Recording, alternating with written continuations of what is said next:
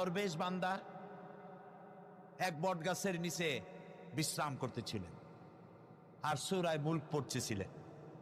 এই আয়াতের কাছে এসেছেন, হাল তারা মিন ফুতুর, দেখতে পাও কোনো ভুল?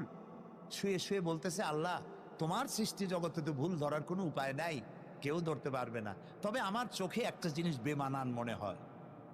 ভুল ধরতে কারো ক্ষমতা নেই, একটা জিনিস আমার কাছে বেমানান লাগে। একা একা বলতেছে, সেটা হলো এই, তুমি তাল গাছ বানাইছো যেমন, তালও সেই রকম বড়, বেল গাছ যেমন বেলও বড়, নারকেল গাছ যেমন নারকেলটাও বড়, কিন্তু এত বড় বিরাট বট গাছ, ফল একেবারে ইতুটুকু ইতুটুকু, এইটা একটু বেমানান লাগতেছে। এই চিন্তা করতেছে দরবেশ সাহেব, হঠাৎ করে একটু বাতাস এসে গাছের ডাল আন্দোলিত হয়েছে, একটা আধা পাকা বটের ফল অনেক উঁচু থেকে ছিঁড়ে এসে দরবেশের নাকের উপরে পড়ছে, নাকটা জ্বলে উঠছে। দরবেশ সাহেব বলছে, আস্তাগফিরুল্লাহ, আল্লাহ এটা তো ফল না, এটা আমার চিন্তার জবাব।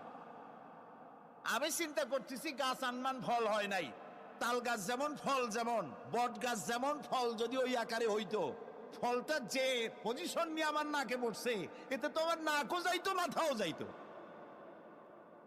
সুতরাং আল্লাহ রাব্বুল আলামিন তার সৃষ্টি জগৎকে আপন কুদরত দিয়ে সুন্দর করে সৃষ্টি করেছেন। ভাগ্যবান তারা যে আল্লাহকে স্বীকার করে 5 ওয়াক্ত নামাজে আল্লাহকে সেজদা দেয়। সুবহানাল্লাহ।